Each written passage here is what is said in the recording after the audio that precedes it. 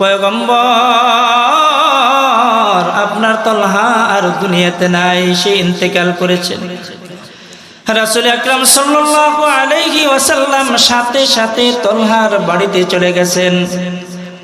রাগান্বিত হয়ে তার পিতাকে ডাক দিয়া বলেন, এই বড়া, তোমাকে না বলেছিলাম আমার তলহা যদি ইন্তেকাল করে তুমি আমাকে জানাইবা, আমি পয়গম্বর আমার তলহার জানাজা পড়াইব, আমি তলহার লাশটাকে নিজের হাত দিয়া কবরের ভিতরে রাখবো, কেন আমাকে জানাইলা না? বাবা ডাক দিয়া বলি, পয়গম্বর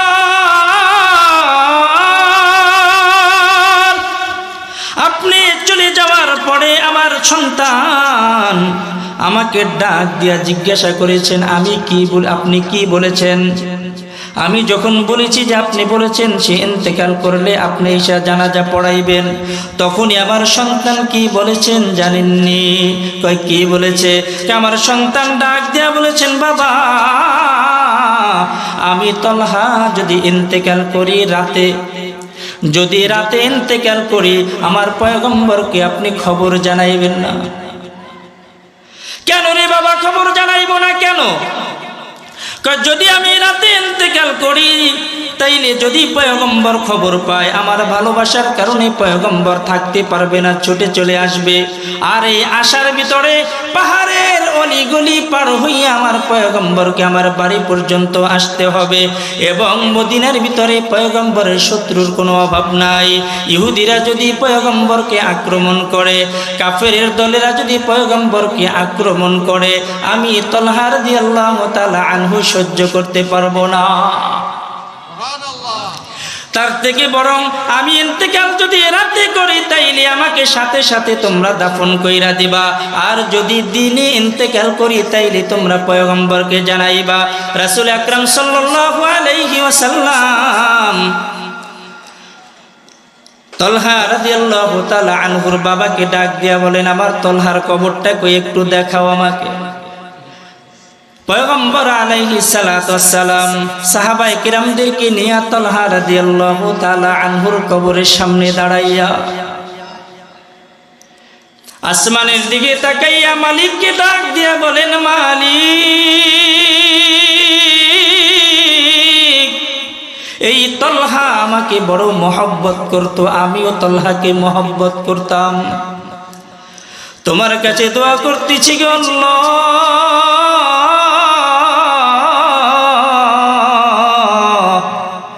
আমার তলহার সামনে যখন তুমি আসবা আমার তলহা তোমাকে দেখে যেন হাসে, আর তুমিও যেন আমার তলহাকে দেখে হাসো। মাত্র ছোট্ট একজন সাহাবী হযরত তলহা রাদিয়াল্লাহু তাআলা আনহু, ছোট্ট সাহাবী। মদিনায় ঘোষণা হয়ে গেছে নবী আসতেছে, মদিনার অলিতে গলিতে ঘোষণা হয়ে গেছে পয়গম্বর মদিনায় আসতেছে। মদিনার মানুষগুলো মদিনার গেটে আইসা অপেক্ষা করে প্রতিদিন। সন্ধ্যা হওয়ার পরে বাচ্চারা বাবাকে জিজ্ঞাসা করে, বাবা কই নবী তো আসলো না, নবীর জন্য অপেক্ষা করলাম, নবী তো আসলো না, কয় আসবে। এই রকম ভাবে প্রতিদিন মদিনার মানুষগুলো মদিনার গেটে আইসা অপেক্ষা করতে থাকে, কখন আমার পয়গম্বর আসবে, কখন আমার পয়গম্বরের চেহারাটাকে আমি একটু দেখব। হঠাৎ করে একদিন পয়গম্বর আলাইহিস সালাতু ওয়াস সালাম চলে আসলেন। হযরত তলহা রাদিয়াল্লাহু তাআলা আনহু তার বাবা বড়া রাদিয়াল্লাহু তাআলা আনহুর আঙ্গুল ধইরা দাঁড়াই আছেন। ছোট বাচ্চা মানুষ, ছোট বাচ্চা তার বাবার হাত ধইরা দাঁড়াই আছে। যখনই পয়গম্বর আলাইহিস সালাতু ওয়াস সালাম আসছেন, আয়েশা বসছেন, দৌড়াইয়া পয়গম্বর আলাইহিস সালাতু ওয়াস সালামের সামনে গেছেন। যাইয়া হযরত তলহা রাদিয়াল্লাহু তাআলা আনহু পয়গম্বর আলাইহিস সালাতু ওয়াস সালামকে ডাক দিয়া বলেন, পয়গম্বর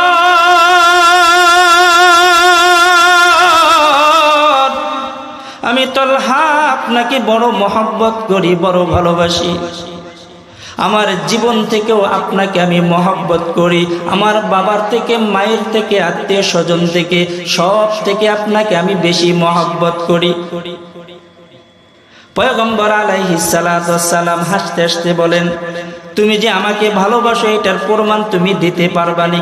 হ্যাঁ, আমি দিতে পারবো। আপনি আমাকে এখন একটা পরীক্ষা নেন। ওই যে তোমার বাবা চাইতেছে, কাহা আমার বাবা, তোমার বাবার মাথাটা আইনা আমার সামনে ফালাও। কি বলতেছে? তোমার বাবার মাথাটা এনে আমার সামনে ফালাও। যদি তুমি পারো তাইলে তোমার এই ভালোবাসার প্রমাণ হবে, আমি মানব যে তুমি আমাকে মহব্বত করো। হযরত তালহা রাদিয়াল্লাহু তাআলা আনহু যখনই আদেশ পেয়েছেন, আদেশ পাওয়ার সাথে সাথে একটা তরবারি নিয়ে বাবার মাথা আনার জন্য দৌড় দিয়েছেন। বাবার মাথা আনার জন্য দৌড় দিয়েছেন। যখনই একেবারে বাবার কাছাকাছি চলে গেছেন, কাছাকাছি যাওয়ার পরে পিছন থেকে পয়গম্বর আলাইহিস সালাতু ওয়াস সালাম হযরত তালহা রাদিয়াল্লাহু তাআলা আনহুকে ডাক দিয়েছেন, এই তালহা ফিরে আসো। ফিরে আসছেন, কয় বসো। বসার পরে বলতেছেন, তালহা আমি পয়গম্বর আলাইহিস সালাতু ওয়াস সালাম দুনিয়াতে তো এই জন্য আসি নাই যে সন্তান এবং বাবার ভিতরে ছিন্ন হবে। আমি তো দুনিয়াতে এই জন্য আসি নাই, আমি তো আসছি বাবা সন্তানের সম্পর্কটা যাতে ভালো থাকে, সম্পর্ক জোড়ানোর জন্য, সম্পর্ক ছিন্ন করার জন্য আসি নাই।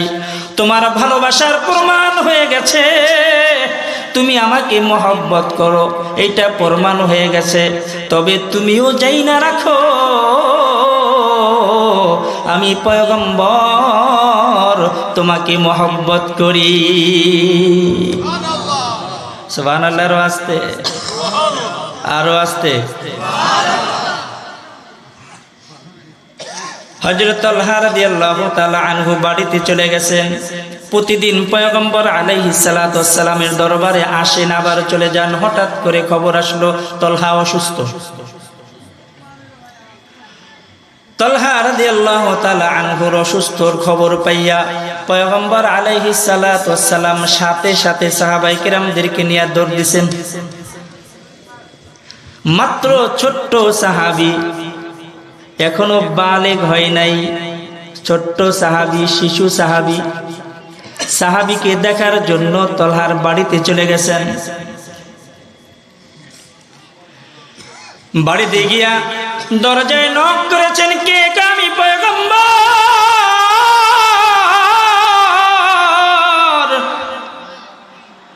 তালহা রাদিয়াল্লাহু তাআলা আনহুর বাবা দরজাটা খুলে দিয়েছেন। খুলে দেওয়ার পরে পয়গম্বর আলাইহিস সালাতু ওয়াস সালাম ঘরের ভিতরে ঢুইকা হযরত তালহা রাদিয়াল্লাহু তাআলা আনহুর মাথাটাকে পয়গম্বর আলাইহিস সালাতু ওয়াস সালামের কোলের ভিতরে শোয়া দিয়েছে। কত বড় ভাগ্যবান, কত বড় খুশনসিব! পয়গম্বর আলাইহিস সালাতু ওয়াস সালামের কোলের ভিতরে তালহার মাথা। একজন আরেকজনের দিকে চাতক পাখির মতো তাকায় আছে, একজন আরেকজনকে দেখতেছেন। কিছুক্ষণ পরে পয়গম্বর আলাইহিস সালাতু ওয়াস সালাম তালহার পিতা হযরত বড়া রাদিয়াল্লাহু তাআলা আনহুকে ডাক দিয়েছেন, পরিবারের লোকদেরকে ডাক দিয়েছেন, এই এদিকে আসো। আমি তালহার যে হালাত দেখতেছি আমার কাছে মনে হয় না তালহা বেশি দিন বাঁচবে। তবে যদি আমার তালহা দুনিয়া থেকে চলে যায়, আমি পয়গম্বরকে তোমরা খবর জানাইবা। আমি পয়গম্বর আইসা আমার তালহার জানাজা পড়াইব। আমি তালহার লাশটাকে নিজের হাত দিয়া কবরের ভিতরে শোয়া দিব। আমি পয়গম্বরকে তোমরা সাথে সাথে জানাইবা। রাসূল আকরাম সাল্লাল্লাহু আলাইহি ওয়াসাল্লাম চলে আসছেন এই কথা বলে এখনো পর্যন্ত রাসূল আকরাম সাল্লাল্লাহু আলাইহি ওয়াসাল্লাম হুজরার ভিতরে আসতে পারেন নাই। পথিমধ্যে হযরত তালহা রাদিয়াল্লাহু তাআলা আনহু চলে গেছেন।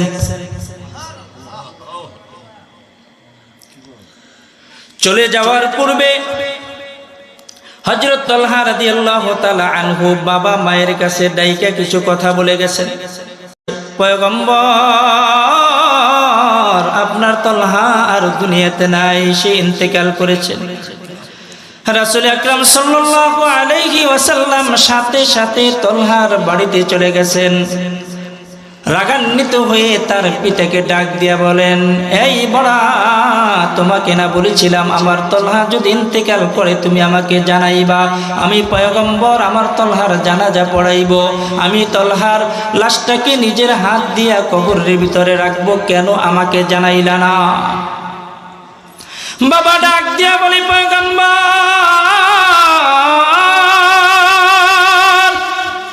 আপনি চলে যাওয়ার পরে আমার সন্তান আমাকে ডাক দিয়া জিজ্ঞাসা করেছেন আমি কি আপনি কি বলেছেন? আমি যখন বলেছি যে আপনি বলেছেন সে ইন্তেকাল করলে আপনি ঈশা জানাজা পড়াইবেন, তখনই আমার সন্তান কি বলেছেন জানেননি? কয় কি বলেছে? আমার সন্তান ডাক দিয়া বলেছেন, বাবা, আমি তালহা যদি ইন্তেকাল করি রাতে, যদি রাতে ইন্তেকাল করি আমার পয়গম্বরকে আপনি খবর জানাইবেন না।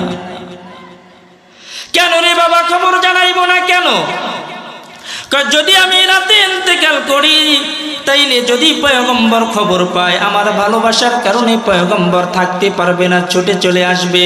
আর এই আশার ভিতরে পাহাড়ের অলিগলি পার হইয়া আমার পয়গম্বরকে আমার বাড়ি পর্যন্ত আসতে হবে। এবং মদিনার ভিতরে পয়গম্বরের শত্রুর কোনো অভাব নাই। ইহুদিরা যদি পয়গম্বরকে আক্রমণ করে, কাফেরের দলেরা যদি পয়গম্বরকে আক্রমণ করে, আমি তালহা রাদিয়াল্লাহু তাআলা আনহু সহ্য করতে পারবো না। তার থেকে বরং আমি ইন্তেকাল যদি রাতে করি তাইলে আমাকে সাথে সাথে তোমরা দাফন কইরা দিবা, আর যদি দিনে ইন্তেকাল করি তাইলে তোমরা পয়গম্বরকে জানাইবা। রাসূল আকরাম সাল্লাল্লাহু আলাইহি ওয়াসাল্লাম তালহা রাদিয়াল্লাহু তাআলা আনহুর বাবাকে ডাক দিয়া বলেন, আমার তালহার কবরটা কই একটু দেখাও আমাকে। পয়গম্বর আলাইহিস সালাতু ওয়াস সালাম সাহাবায়ে কিরামদেরকে নিয়ে তালহা রাদিয়াল্লাহু তাআলা আনহুর কবরের সামনে দাঁড়াইয়া আসমানের দিকে তাকাইয়া মালিককে ডাক দিয়া বলেন, মালিক, এই তালহা আমাকে বড় মহব্বত করত, আমিও তালহাকে মহব্বত করতাম, তোমার কাছে দোয়া করতেছি গো আল্লাহ,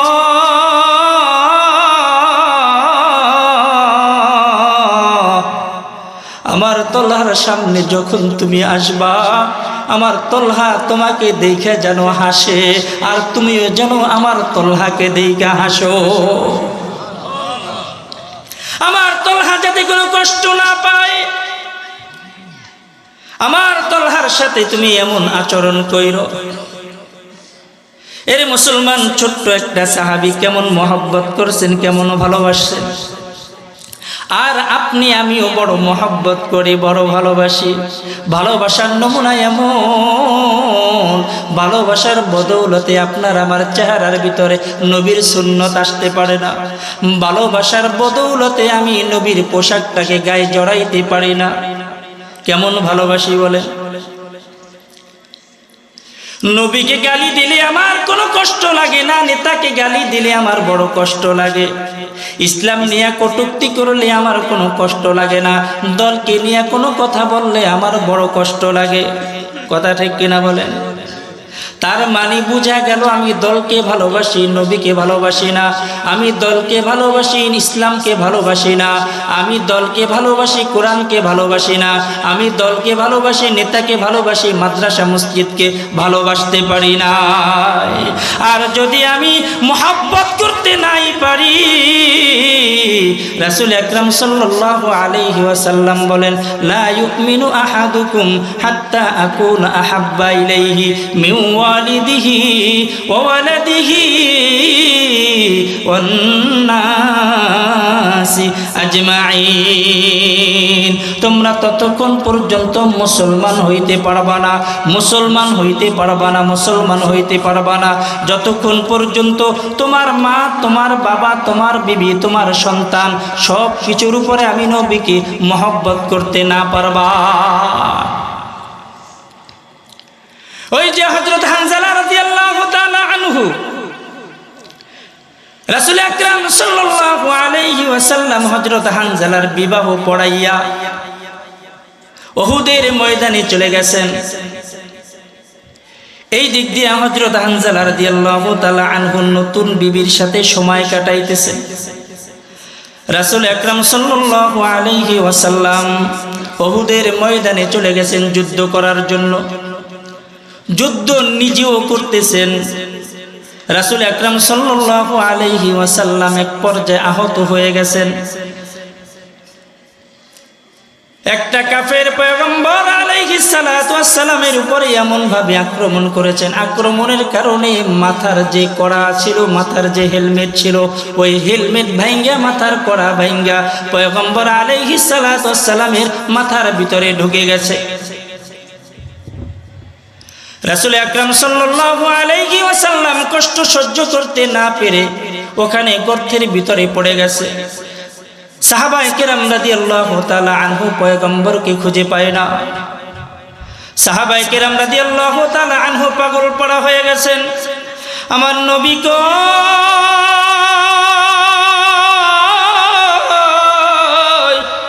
আমার নবী নাই। সাহাবায়ে কেরাম সব পাগল পড়া হয়ে গেছে। আর এই দিক দিয়া কাফেরেরা খবর ছড়াইয়া দিয়েছে পয়গম্বর দুনিয়াতে নাই। রাসূল আকরাম সাল্লাল্লাহু আলাইহি ওয়াসাল্লাম শহীদ হয়ে গেছে, কাফের এই সংবাদ ছড়াইয়া দিয়েছে।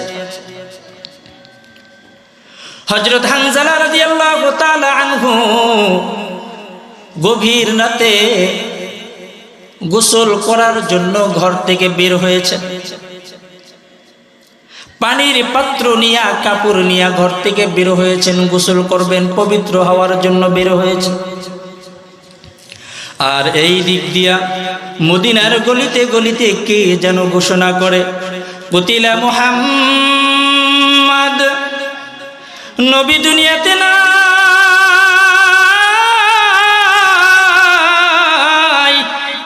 নবী দুনিয়াতে নাই। মদিনার গলিতে গলিতে সংবাদগুলো প্রচার হইতেছে।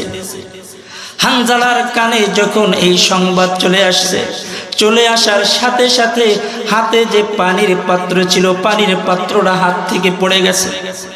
কাপড় ওই জায়গায় ফালাইয়া রাইখা আবার ঘরের দিকে দৌড় দিয়েছেন। দরজায় আয়েশা বিবিকে ডাক দিয়া বলে, বিবি আমার তরবারিটা দাও, আমার তরবারিটা দাও, উহুদের ময়দানে যাইতে হবে আমাকে। তরবারি নিয়ে যখনই বের হয়েছেন, পিছন দিক দিয়া বিবি টান দিয়া ধরছেন, কই যান? উহুদের ময়দানে যাই। আপনি উহুদের ময়দানে যাইবেন, কোনো বাধা নাই, তবে যাওয়ার আগে আপনার কাছে আমি অনুরোধ করি, আপনি একটু গোসল হইয়া, পবিত্র হইয়া তারপরে উহুদের ময়দানে যান। যদি আমি গোসল করতে যাই, এই দিক দিয়া সময় নষ্ট হবে। তুমি কি সংবাদ পাও নাই আমার নবী শহীদ হয়ে গেছেন, আমার নবী দুনিয়াতে নাই? যদি এখানে গোসল করি তাইলে সবাই নষ্ট হবে। এতটুকু সময় আমি হানজালা নষ্ট করতে পারবো না, এতটুকু সময় আমি নষ্ট করতে পারবো না। হযরত হানজালা রাদিয়াল্লাহু তাআলা আনহু নবীর প্রেম নিয়া, নবীর ভালোবাসা নিয়া, খোলা তরবারি নিয়া উহুদের ময়দানে দৌড়াইতেছে। উহুদের ময়দানে গিয়া অসংখ্য কাফেরদেরকে হত্যা কইরা জাহান্নামে পাঠাইয়া নিজেও শহীদ হয়ে গেছে। আর এই দিক দিয়া রাসূল আকরাম সাল্লাল্লাহু আলাইহি ওয়াসাল্লাম বেহুশ অবস্থায় পড়ে আছে।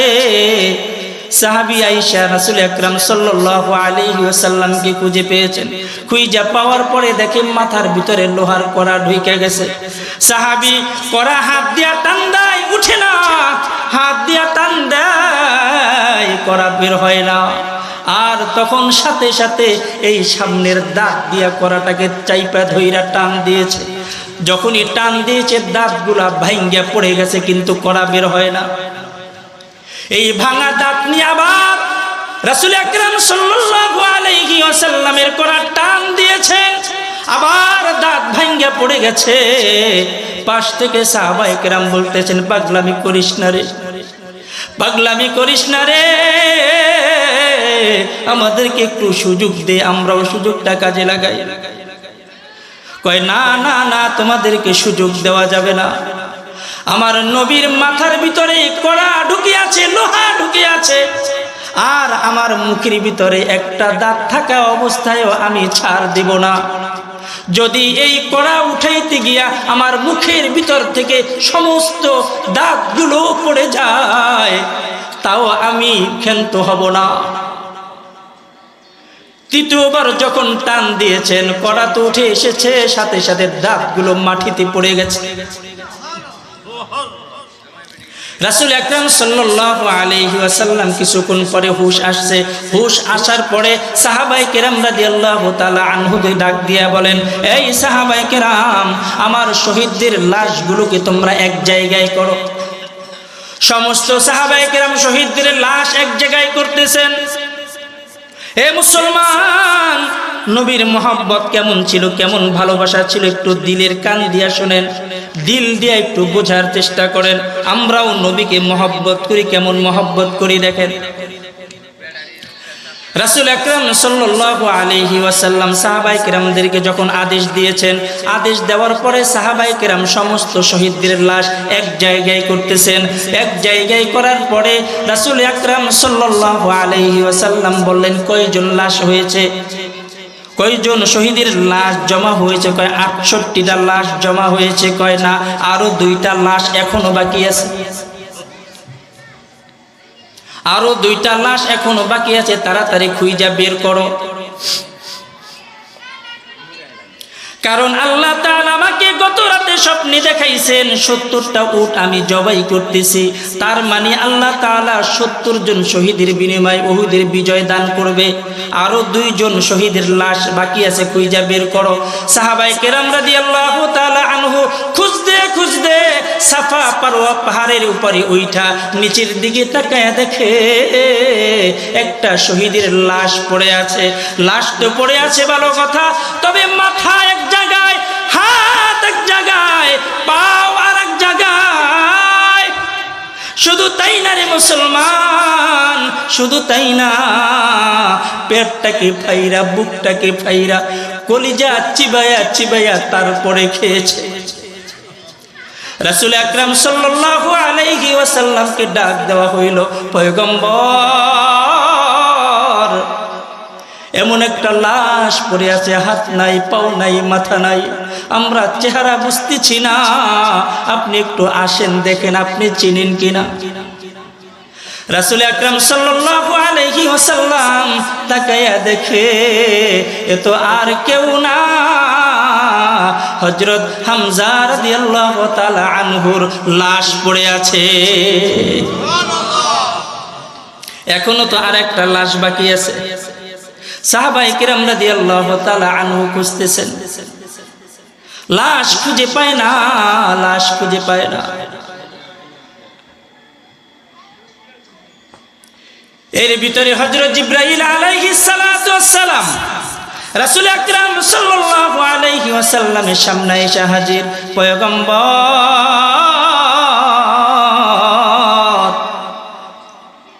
আপনি যেই লাশ খুঁজতেছেন, এই লাশ এই দুনিয়াতে আপনি এখন পাবেন না।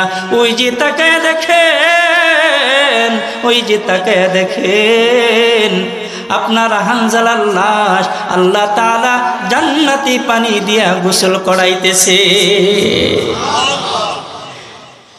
ইতিমধ্যে একজন মহিলা বোরকা পরা অবস্থায়, পর্দা অবস্থায় রাসূল আকরাম সাল্লাল্লাহু আলাইহি ওয়াসাল্লামের সামনে এসে হাজির।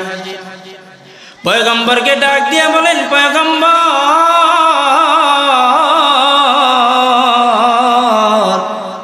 সমস্ত শহীদদের লাশগুলোকে আপনি গোসল ছাড়া আপনি দাফন করে দিবেন, তবে একটা লাশকে আপনি গোসল ছাড়া দাফন কইরেন না। কয় তুমি কে আমাকে চিনবেন না গো পয়গম্বর, আমাকে চিনবেন না? গতকালকে যে আপনি আপনার একজন সাহাবীর বিবাহ পড়াইছিলেন, হযরত হানজালা রাদিয়াল্লাহু তাআলা আনহু, মনে আসেনি? কয় হ্যাঁ। তাকে তো আমি বাড়িতে রেখে আসছিলাম, তাকে তো আমি উহুদ যুদ্ধ থেকে রুখসত দিয়েছিলাম, ছুটি দিয়েছিলাম, তাকে তো আমি আসতে নিষেধ করেছিলাম।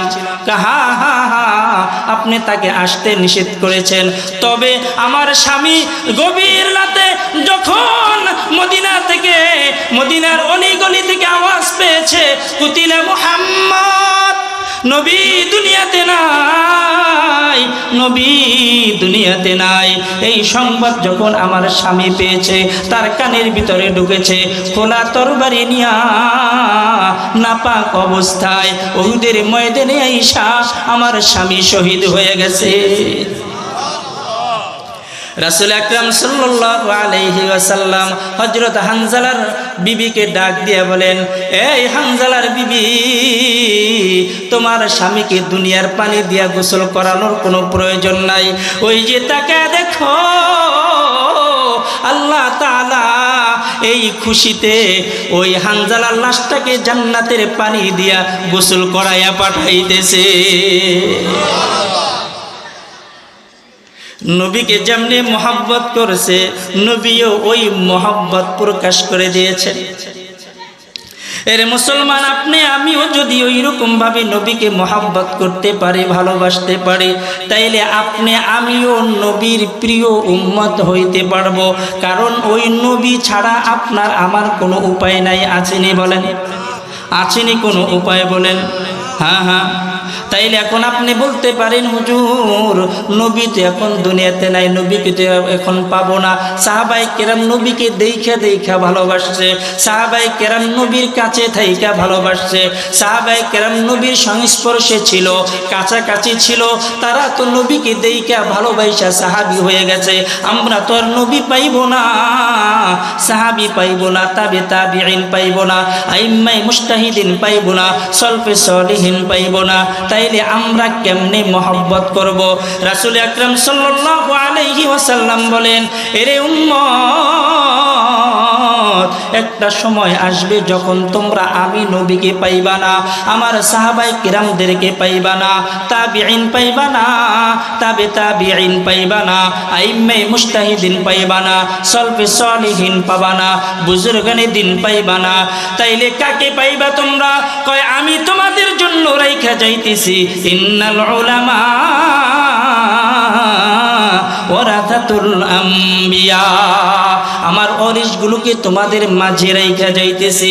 যদি তোমরা আমার ওয়ারিসদেরকে মহব্বত করতে পারো, আমার উলামায়ে কিরামদেরকে মহব্বত করতে পারো, এই মানুষগুলোকে যদি তোমরা মহব্বত করতে পারো, এই মানুষগুলোকে যদি তোমরা ভালোবাসতে পারো, তাইলে আমায় নবীকে মহব্বত করা হবে।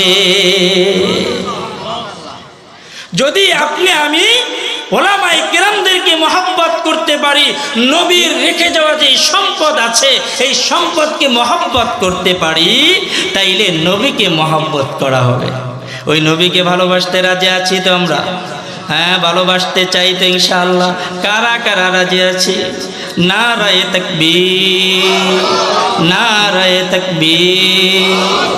আল্লাহ সবাইকে কবুল করুক, জোরে বলেন আমিন।